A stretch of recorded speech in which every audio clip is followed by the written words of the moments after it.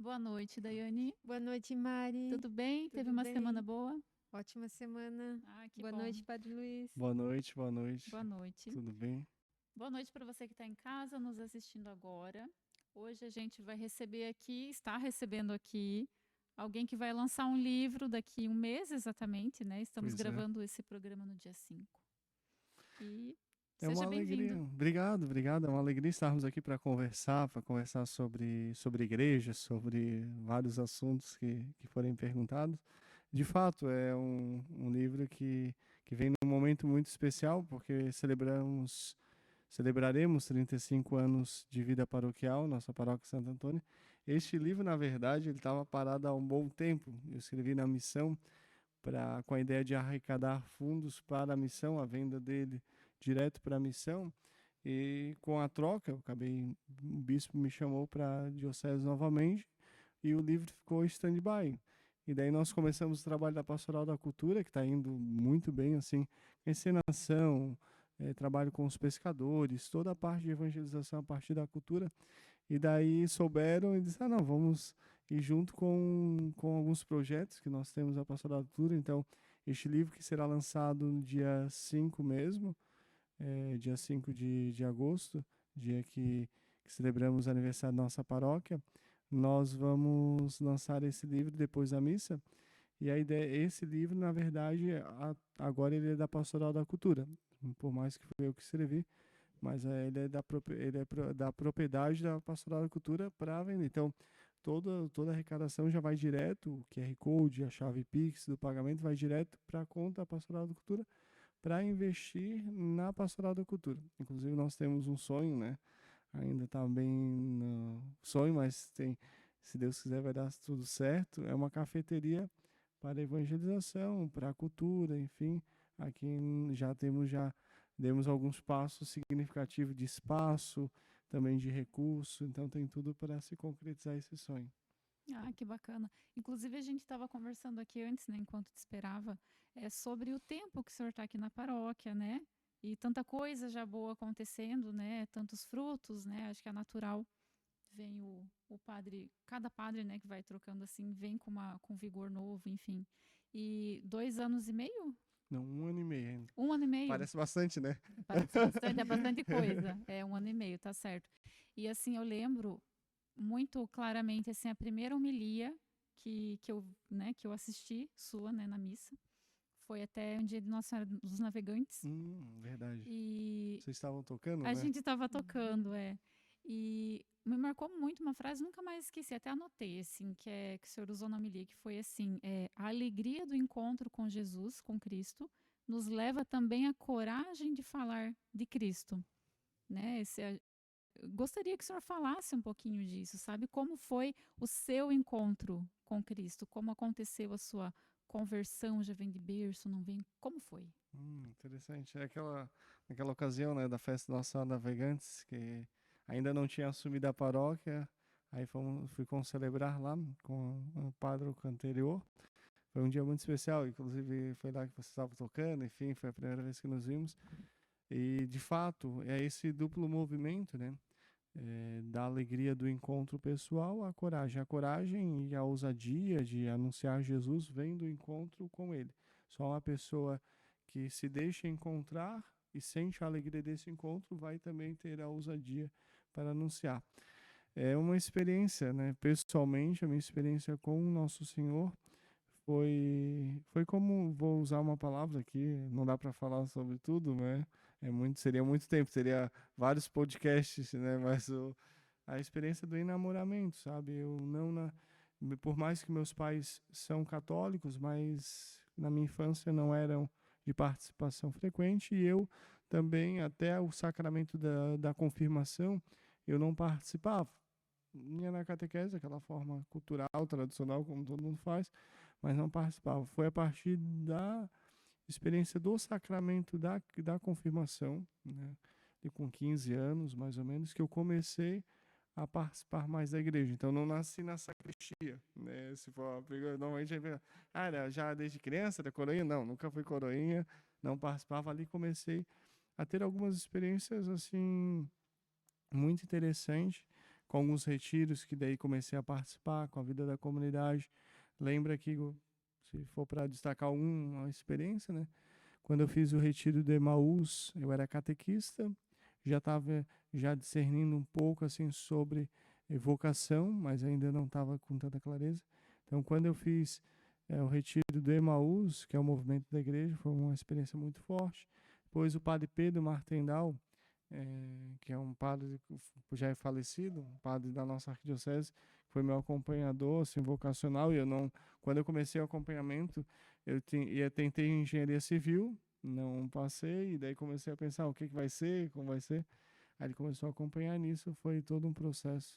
Eu acredito assim, se for para usar uma imagem, é uma imagem mais esponsal, assim, de um enamoramento, como o nosso Senhor foi devagarzinho me seduzindo, assim, não consigo ver, tem pessoas que foi naquele dia, naquele momento, assim, e de fato, né, como São João, inclusive, ele diz a tal horário, comigo foi um processo, eu gosto de olhar como um processo que ainda o é, assim, de enamoramento, foi um encontro, de Emaús foi na catequese, aí eu comecei a ser catequista, né, todo esse processo, e o processo de ser catequista e o processo de conversão caminharam junto. Eu comecei a falar sobre Jesus, isso nos compromete, né? Então foi um processo assim, sei lá, algumas coisas assim, sei, é mais ou menos isso. Sim, e aí você descobriu a tua Especial. vocação, né? Padre, falando em vocação, né? Você recebeu esse chamado, né, para a vida sacerdotal. A homilia de hoje falava que a messe é grande e os operários são poucos, né? Pensando nisso, como que nós, as outras pessoas que não têm essa vocação sacerdotal, como que pode também contribuir com a igreja, com a evangelização? Porque Jesus fala que todos têm, né, uma missão dentro da igreja, todos podem ajudar. Hoje é muito claro para a igreja, né, que a questão da vocação específica, o sacerdócio, a vida matrimonial, vocação leiga, né, ela é uma segunda vocação. A primeira e primordial que todos nós recebemos, essa é a mais importante, que é a santidade, né, a vocação que nós recebemos pelo batismo. Então, não é só, no caso a pergunta, né, de qual contribuir, mas por ser batizado, né? Muito mais por ser padre ou viver a vida matrimonial, enfim, é o fato de ser batizado e chamado a evangelizar, anunciar. E aí dá para usarmos, até para responder e conversarmos sobre essa pergunta, aquela imagem de São João Paulo II, né, que ele diz que a igreja, a primavera da igreja é como um jardim no qual há várias flores, várias plantas, assim são as vocações específicas. Um jardim não vive, um belo jardim não tem só uma espécie de flor, mas esse é o jardim da igreja, com várias flores de várias espécies, cada um tem o seu lugar de evangelização. O padre não está no banco, não está na escola, não está no escritório, né, não está no mercado trabalhando. Então esses lugares, né, do âmbito secular é o lugar do leigo, de evangelizar, anunciar lá.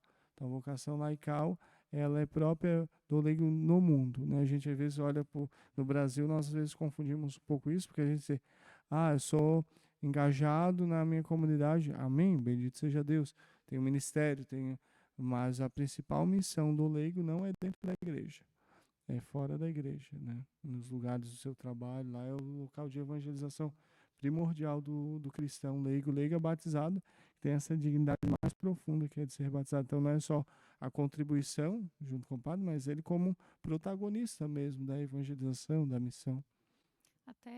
Acho que foi semana passada, que a minha memória tá me condenando, mas eu vi uma frase, né, assim, uma frase solta de São José Maria Escrivá, que falava sobre justamente ser santo onde estás. Eu não lembro se a frase era exatamente essa, mas era nesse sentido, né?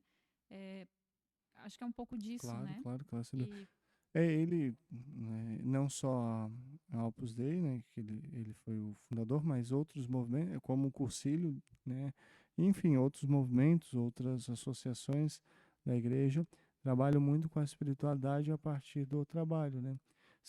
O caminho de santidade que se dá através do exercício do trabalho, né? Daqui aonde estou, com as pessoas que estou, no ofício que estou exercendo, que eu acho que faz muito sentido, porque a fé cristã, ela é concreta, né? Não é uma fé abstrata, mas é uma fé concreta e implica em questões muito reais, muito concretas. Nosso trabalho, mais simples que for, mas o Papa Francisco na Gaudete Exsultate, que é o documento sobre a santidade, ele trabalha muito o caminho de santidade a partir do concílio, né? Todos somos chamados à santidade, que é o capítulo 5 da Lumen Gentium. Ele trabalha essa parte de como na simplicidade do nosso cotidiano somos chamados a um caminho de santidade, né? Exercendo, seja o que for para exercer. Santa Teresa fala que Deus se esconde atrás das panelas, então ali naquele exercício daquela atividade simples, o modo que está muito ligado ao modo, não tanto o que estamos a fazer, mas o modo como estamos fazendo, né? Não a grandeza do que estamos fazendo, mas a intensidade com a qual nós colocamos naquilo que estamos fazendo, que difere, né? E até ele falando da realidade das coisas, né? Também tem as dificuldades, né? Que até a gente ia comentar, né? Daí Sim. ele assim perguntar sobre na vida sacerdotal, assim como na nossa, né? Lá na família, enfim, no trabalho, tem as dificuldades, né? No teu caso, enquanto sacerdote, né? É, tem algum farol, alguma coisa, por exemplo, nossa, quando eu tô com alguma dificuldade, eu vou usar escape, né, como palavra, mas é rezar o terço, enfim, ler algum santo que de repente eu me identifico, né? Você tem alguma coisa assim? No caso, o padre tem a possibilidade de ter uma capela dentro de casa, né? Ter um espaço de oração, não só um espaço de oração, mas uma igreja, uma capela, né? Com o Santíssimo. Então sempre vai se tornando, porque às vezes você não está com vontade de rezar, não está bem, sei lá, alguma coisa, né? Que essa é a questão que levantaste, uma dificuldade, sei lá, os paroquianos, né? Será, será alguma coisa, alguma coisa que não está bem, enfim, cai o teto da igreja, alguma coisa assim. Coisas nesse sentido, né? Tem que pagar uma conta e Deus sabe como vai fazer, sei lá. Não, na verdade, graças a Deus, assim, falando aqui da minha realidade hoje, assim, na nossa paróquia, tudo é muito agradável, tudo é muito bom, assim, não consigo achar muito, mas nos momentos, às vezes, tem, sim, até como padre, né, mesmo na vida matrimonial, sabe, tem os desafios também como padre, as alegrias e os desafios. Eu, normalmente, de fato na capela, assim, mesmo que sem vontade de rezar, ir lá assim e ficar sentado um pouco lá, enfim. Normalmente é isso. É, é quase nada, né? Daí Sim. quase É um nada ter uma momento. capela em casa, né? Daí dá para rezar assim. Mesmo às vezes quando não tá à vontade, ao menos Uhum. permanecer. Senhor, não sou muito. Tô meio chateado com isso, mas tô aqui. Além do livro, né, que tu já comentou um pouquinho pra gente, o que mais tem preparado, né? Tem algo que está programado para acontecer nesse dia 5 de agosto aí, que a gente Sim. completa os 35 anos? Sim, é um dia muito especial, né? 35 anos de, de aniversário, assim, de vida paroquial, né? Nossa paróquia Santo Antônio, que é filha de Porto Belo, que fez 200 anos, bem mais velha, e que também já tem filho, porque também a paróquia Sagrado Coração de Jesus veio a partir da nossa paróquia Santo Antônio. 35 anos, já temos um padre, né? O padre Paulo Chip, que é da nossa paróquia, então tem bastante vida a nossa paróquia, graças a Deus. E a programação é um dia de semana, né? Então vamos ter a programação 19h30 a Santa Missa, né? Você é convidado, 19h30 na nossa igreja matriz, Santo Antônio, a missa. E depois, em seguida, vamos ser no salão. Aí é preciso ali nas nossas redes e outros lugares, vai encontrar um link ali, porque a gente está tendo, a Pastoral da Cultura está preparando um momento depois da missa, que vamos estar ou no salão de cima, né, que é esse salão aqui que nós estamos, ou em outro espaço, se for porque aqui cabe 150, então se for até esse tanto de pessoas, vamos aqui, vai ter um coquetel e vai ter a apresentação, o lançamento desse livro, enfim, com conversa, com música, né? Já confirmou, o Nego Joey vai nos ajudar também com algumas músicas ambiente, ou MPB, para vai ser um momento de conversa, de partilha e, sobretudo, de explicação um pouco deste livro e tudo mais, né? Isso é uma noite, né, muito especial. 35 anos, diz que de 35 anos de vida matrimonial é bodas de coral, né? E até na apresentação do nosso plano de evangelização deste ano, eu colocava sobre isso, porque bodas de coral, os corais, eles têm várias características que se assemelham à nossa paróquia. Primeiro, os corais, há uma diversidade, se tem uma espécie que tem uma diversidade muito grande, são os corais, de cores, de tamanhos, e a nossa paróquia tem essa marca muito forte. É gente de tudo quanto é canto, né? Gente do Nordeste, do Norte, até fora do país, Da né? Polônia, né? Da As irmãs. Polônia, as irmãs, sim. E essa diversidade e a beleza dessa diversidade, porque quando se fala em Itapema, nossa cidade como um todo, hoje se questiona muito sobre a identidade de Itapema. Qual é a identidade de Itapema? Porque 90%, se calcula mais ou menos, dos que moram aqui não nasceram aqui, né? Todos que estão Sim. aqui nessa sala, Não acho, somos daqui. exato. Então, boa O parte. meu filho agora é nativo, né? Ótimo, né? Então, boa parte das pessoas que. E com isso, vai se perdendo um pouco da identidade, mas vai se criando outra identidade, que é uma beleza também. Porque por trás, ao menos aqui na nossa experiência paroquial, essa pluralidade, quantas experiências quem vem de fora traz, enriquece, né? Compartilhando com a que está aqui. Então, essa diversidade dos corais, celebrando 35 anos, que lembra bodas de corais, dá para lembrar a nossa paróquia na diversidade. E também nos corais eles servem muito, uma das características principais, eles servem de abrigo e alimento, né, para outras espécies. Então nossa paróquia tem esse propósito também de ser através da vida sacramental, através da comunhão, ser um sinal também de acolhida, né, de alimento às pessoas, sobretudo que vem no verão por causa da nossa praia. Então também, né, esses dias eu até encontrei uma pessoa uma de Brusque, às vezes eu saio daqui e vou em outro lugar, e pessoas que às vezes vêm aqui pro verão e lembram, você é o padre lá que vinha aqui. Então, essa imagem dos corais ajuda bastante nisso. Ah, bem legal. Dai, vamos fazer um quiz com ele. Você topa Vamos. responder um quiz aqui? Pode ser. Bate e volta. Vamos Na lá. verdade, pode discorrer um pouquinho Sabe que eu sobre. tava até pensando, de vez em quando eu vou na Rádio Cidade, né, entrevista, conversar alguma coisa, ou mesmo divulgar alguma coisa da igreja na rádio, e a gente tava pensando lá fazer um pergunte e responderemos.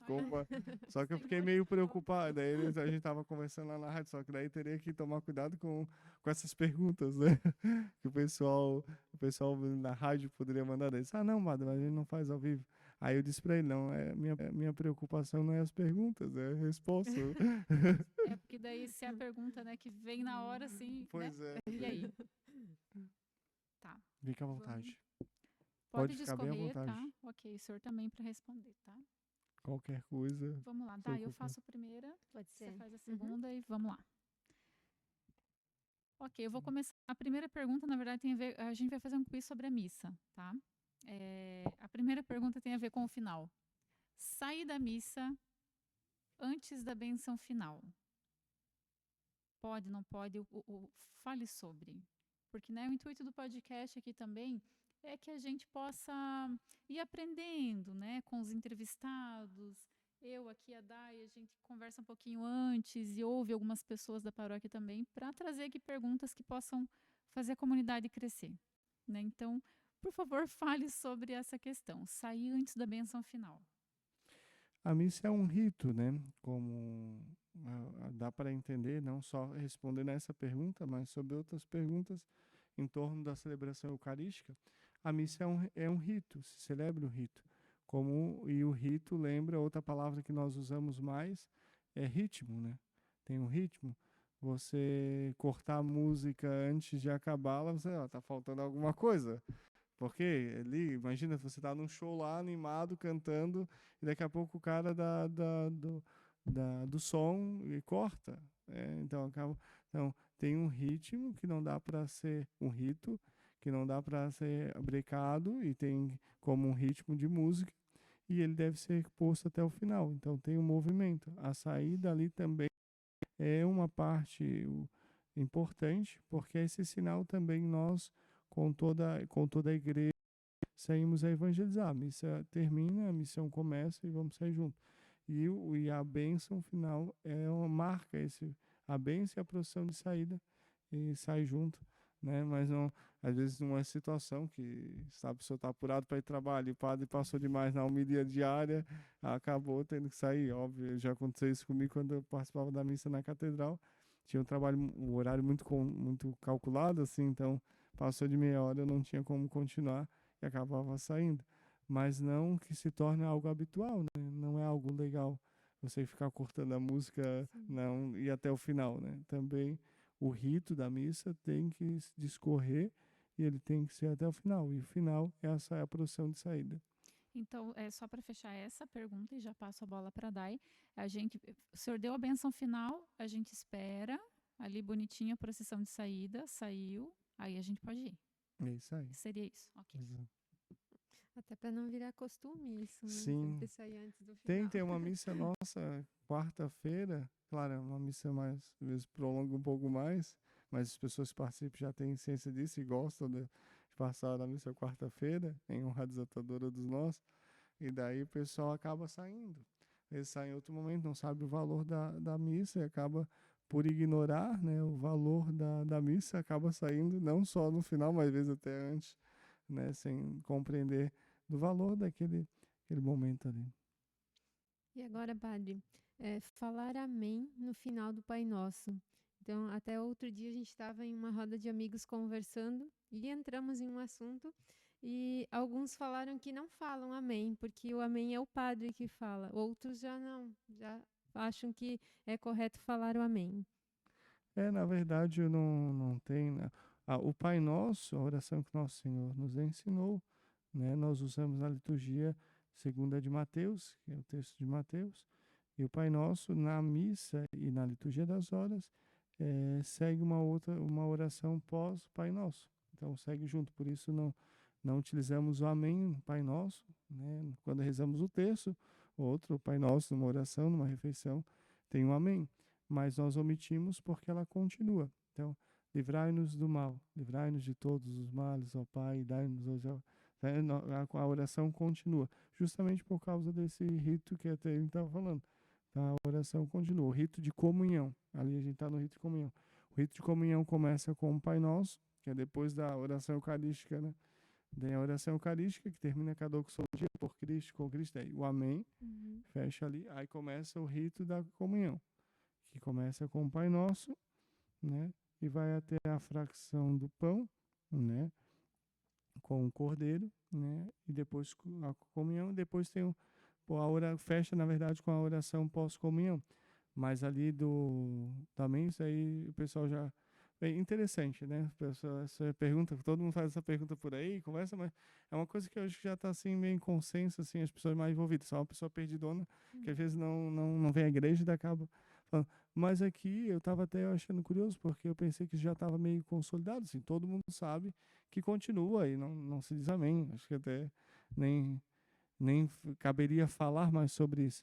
Mas confesso que tem missas que aqui na nossa paróquia o pessoal acaba dizendo amém, assim, bastante pessoas, assim, considerando que é uma coisa que já todo mundo já falou sobre isso, né? Mas é isso. Sempre tem alguém que não ouviu ainda, né? Então, Ou às vezes no automático, né? Porque Automático. quando reza essa oração já fala, então vai no... Mas não é, aqui é uma coisa, tá? Abrindo essa pergunta e outras, assim, isso não é o essencial, né? Às vezes a gente diz assim, a pessoa levanta a mão ou não no Pai Nosso, diz amém ou não. Às vezes fica tão preocupado com aquilo que é periférico, também não é bom ficar preocupado com aquilo que é periférico. O importante é rezar, porque senão daqui a pouco eu fico reparando, a pessoa ali diz amém. E daí acaba se preocupando em ver se estão dizendo amém ou não, e acaba não se concentrando naquilo que tem que se concentrar. se Então, concentra em principal- fiscalizar o outro, É, né? então, o importante é estar presente ali rezando, né? E claro, mas ali não se diz amém, por conta de continua o rito. Muito bem. Eu acho que parece que eu fiquei com as perguntas assim sobre sair antes, os apressadinhos e os atrasadinhos, que acontece com todo mundo, né? Cheguei atrasada na missa, né? Posso comungar normalmente? Não? Tem alguma coisa, algum impeditivo? Não tem? Hoje se diz muito, posso ou não posso comungar. Eu não gosto de, muitas vezes, na liturgia, a gente tem muito essa, pode ou não pode, padre? Né? Pode, porque primeiro está envolvendo a consciência das pessoas. Hoje se está num tempo de invasão muito das consciências. Isso é preocupante para mim. Isso é mais preocupante ainda. Por quê? Entra num assunto um pouquinho mais sério. Porque se trata de consciência religiosa da pessoa. Formar bem a consciência para que a pessoa tenha essa clareza do que eu devo ou não fazer é muito mais importante do que ditar normas daquilo que deve ou não fazer, na minha concepção. Ter pessoas maduras, com consciência bem formada, que consigam dar resposta às suas questões. Mas sobre essa questão que foi posta, então, entrou que momento que entrou na missa, né? Que momento que entrou ali na O missa? quão atrasado chegou, né? Isso é uma pergunta importante para se quer uma resposta assim muito mais assim pontual, né? Você entrou no rito inicial, né? Ali tá participando, por uma razão, não? Mas não, mas eu não posso dizer não, como quando eu participava da missa diária na catedral, participava de segunda a sexta, quando trabalhava, a missa era 12h15 e eu saía meio-dia. Então, eu tinha, às vezes, atrasava um pouco. Então, assim, corria para chegar 12h15. Normalmente chegava 12h15. Daqui a pouco, cheguei 12h20, né? Sabe? E, não vou para comunhão. Pô, mas eu vou todo dia, sabe? Então, a gente tem que tomar um pouco cuidado com com a formação da consciência da pessoa. Mas chegou no rito inicial, né? Antes da proclamação do evangelho, né? Tá ali, agora chegou na oração eucarística, já tá ali, depois chegou no meio, sabe? Não participou do rito, porque não é só comungar, volta ao assunto anterior, é a participação no rito, né? Quem sabe eu não comungue, depois participe em outra missa e consiga participar melhor, porque não é só o momento ali, aquele momento da comunhão, o rito, né, que eu participo, porque senão a missa não é só a consagração. Consagração, não. Há um rito que se segue. E eu entro junto com a igreja nesse movimento, que também faz com que eu entre na fila da comunhão, né?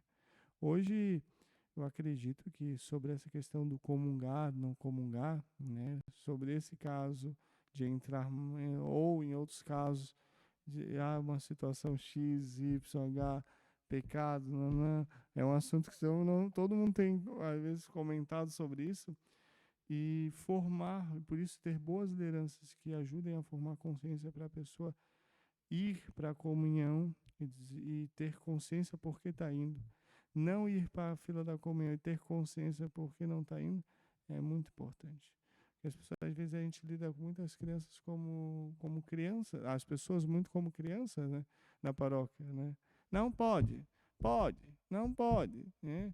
Isso, sabe, a gente infantiliza muito. Hoje com as mídias, né, importantes, tudo, claro, estamos aqui, mas há muitos padres ditando muitas normas, às vezes não formam consciência, mas infantilizam a fé das pessoas, com normas sem uma boa formação, sem um bom acompanhamento, né? Sentar, atender a confissão, escutar as pessoas, os dramas, por que ela separou, por que está nessa situação, por que disso, por que daquilo, é mais trabalho.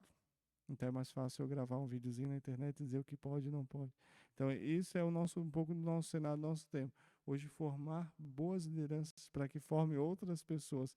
E aí volta a questão do leigo na paróquia, né? Não é só contribuir, ele é o protagonista, ele é que faz a coisa acontecer. Hoje eu vejo aqui na nossa paróquia, hoje participando da missa, né? Cheguei da outra comunidade, já está tudo ali, tem o músico, tem os ministros, tem preparado o banco e tal. Então, a vida paroquial é uma vida laical. É uma vida... A igreja, ela é marcada muito pela presença do leigo. Então, formar boas lideranças que possam formar as pessoas na consciência, nos processos, né? Os caminhos que podem tomar. Eu acho que a palavra-chave do nosso tempo sobre esses temas é acompanhamento, né? Sentar, escutar as pessoas, entender os processos, ver, quer fazer que a pessoa vai crescendo na fé e na maturidade. Isso se faz com uma criança, né? Vai crescendo, olha, vai explicando, ela vai entendendo. Agora, quando começamos muito pode ou não pode, nós vamos infantilizando, ao meu ver, a fé das pessoas ao invés de formar bem as suas consciências. Isso até, né, eu acho que é interessante como é um podcast para a paróquia, né, que o padre está sempre aberto, né, para tirar essas dúvidas, para tem, né, quem acompanha, quem vive aqui na paróquia sabe da Terça da Misericórdia, né, que é dia da confissão, enfim. Além disso, a gente, como paroquiano, sabe, o padre sempre está disposto a ouvir, a tirar dúvida. Então, realmente, esse acompanhamento, né, em vez de pegar uma informação solta, né, e tomar suas próprias conclusões.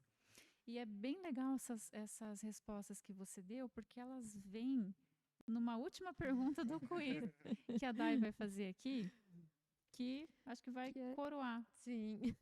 Então, sobre julgamento, padre. Eu tenho um conhecimento, às vezes, né, religioso, a Mari tem outro, ou até as experiências que ela vive no mundo ali, na religião. É, eu posso julgar, ou a gente pode julgar a outra pessoa, eu posso julgar o conhecimento de cada um, as atitudes? O Senhor não julgue, não serei julgado, né? Com o mesmo peso que medir, sereis medido, né? Essa é a palavra do Evangelho. Com a mesma medida com que medires os outros, vós também sereis medido. Na verdade, hoje, essa questão de padrão, né? Às vezes a gente tem muita essa ideia que as pessoas têm que pensar da mesma forma, têm que agir da mesma forma. E se não tiver nesse meu padrão, então eu tenho o direito de falar algo sobre. Então, isso, de fato, temos que cuidar, né? Nós todos. É o vírus do farisaísmo, né? Mateus, onde escutávamos no Evangelho, Mateus, quando recebe Jesus em sua casa, os fariseus questionam o discípulo de Jesus, né? Lá tá os discípulos de Jesus, tá lá os fariseus, tem os publicanos e os pecadores na casa de Mateus, e os fariseus questionam: o mestre de vocês acolhe os pecadores e publicanos, né? Então, esse farisaísmo, quanto mais vamos adentrando no âmbito religioso, né, mais vamos nos humanizando, é verdade, mas também, ao mesmo tempo, vamos eh, sendo, de alguma forma, tentados a esse mal do fariseio. Por isso devemos tomar muito cuidado, né? É preciso nós sempre acompanhar, falar, sim, é preciso orientar, é preciso também corrigir, né? Uma correção fraterna é fundamental, às vezes a gente não fala, tá? A pessoa ali precisa dizer: olha, não está bem isso aqui, é de outra forma, né? Esse ato de desonestidade, essa situação de pecado, tudo isso precisamos, como irmãos, falar, corrigir, orientar. Isso é acompanhar, na verdade. E agora emitir juízos assim arbitrários, né, sem, às vezes, muitas vezes sem conhecer o que passa dentro do outro, né? Devemos sempre tomar todo o cuidado para não cair nesse farisaísmo, né, raso.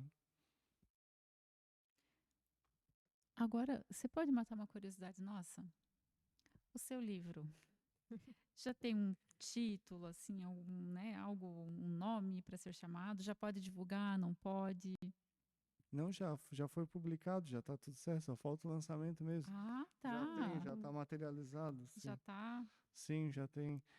Chama-se Fonte Secreta, uma breve experiência, uma breve leitura espiritual a partir da experiência de Damasco, né? É uma leitura daquele episódio em Atos dos Apóstolos, escreve por 3 vezes São Paulo a caminho de Damasco, aonde uma luz e uma voz o invadiu e colocou ele em caminho. E ali foi a experiência primeira de São Paulo com o Senhor, né, que mudou todo o modo de ele conceber a vida, a religião. Então, a partir daquela experiência de Damasco, São Paulo, que é Saulo, se torna São Paulo, essa mudança não só de nome. E, e o livro trata justamente dessa experiência de Damasco, né, como uma fonte uma fonte fundante, né, uma experiência fundante, fundamental, onde São Paulo ele se torna o grande apóstolo dos gentios a partir da experiência. Por isso a necessidade de voltar ali sempre. Então, São Paulo constantemente, ali ele baseia a sua apostolicidade, né? Acaso não viu o Senhor a caminho de Damasco? Né? Porque São Paulo não era um dos 12, né? Como ele pode se atribuir apóstolo, né? Sendo ele não apóstolo, né? Não foi os 12 ali, ele não foi os apóstolos. Ele é um apóstolo depois, né? E depois ele não viu o Senhor, ele não conheceu Jesus.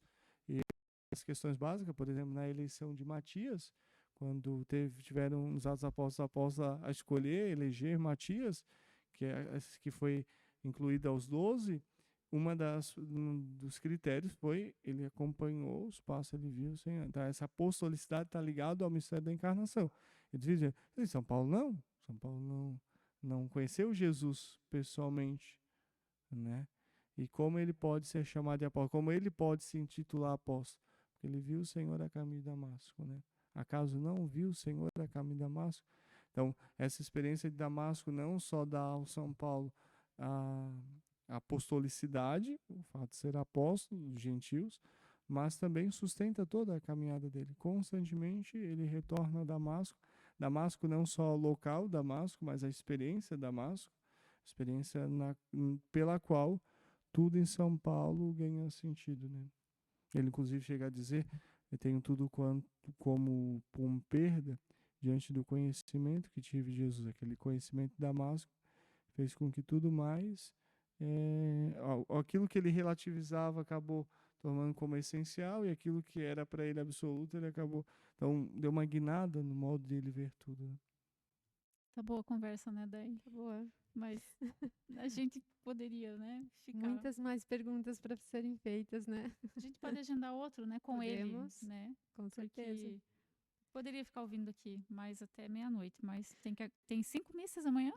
5 missas, 5 missas, é Não dá, né? bastante. Talvez o que a gente pode fazer é aproveitar para fazer o convite para todos participarem aí do lançamento, né? Claro. Convidar sobretudo os paroquianos, né? Vamos celebrar 35 anos, né? Uma noite muito especial, dia 5 de agosto, vamos estar todos juntos, uma terça-feira, para participar deste momento tão especial de celebrar 35 anos de vida paroquial, e também a Pastoral da Cultura, junto à paróquia, está fazendo essa experiência de lançar esse livro, em vista, quem sabe, de uma cafeteria, de uns trabalhos de evangelização através da cultura. Essa pastoral que tem feito um excelente trabalho em nossa paróquia, promovendo cultura e evangelização através da cultura. E vamos ter essa noite preparada pela Pastoral da Cultura, com música, com a apresentação do livro, com coquetel, com momento fraterno. Então vai ser uma noite muito especial. Ai, que bacana. Então, né, acho que a gente vai finalizar por aqui, para o senhor descansar e dormir, se preparar para essas 5 missas de amanhã. Por aqui a gente agradece você que assistiu esse podcast até o final. Convidamos vocês a nos seguirem nas redes sociais. Vai ser tudo divulgadinho ali na rede social da Paróquia Santo Antônio. Dai, muito obrigada por dividir a bancada aqui, né? Obrigada pelo convite. Eu vou pedir para você falar, Daida, qual pastoral que você faz parte aqui na paróquia? Então, eu e Fabiana, a gente faz parte da coordenação aí dos encontros de casais para a preparação do matrimônio. Nós somos também catequistas e aí estamos apoiando como coordenadores dos demais Bons catequistas. Você vê aquela coisa, né, da alegria do encontro com Cristo que os levou à coragem, a nós todos a... Chamado, né? o chamado. E, bom, para quem não me conhece, eu faço parte do Ministério de Música, né? Algumas pessoas já me viram, mas é isso, estamos aqui à disposição, né, para fazer esse trabalho aqui também. E é isso, muito obrigada. Obrigada, padre. Obrigado, Obrigada, Mari. obrigado por essa oportunidade. Ok.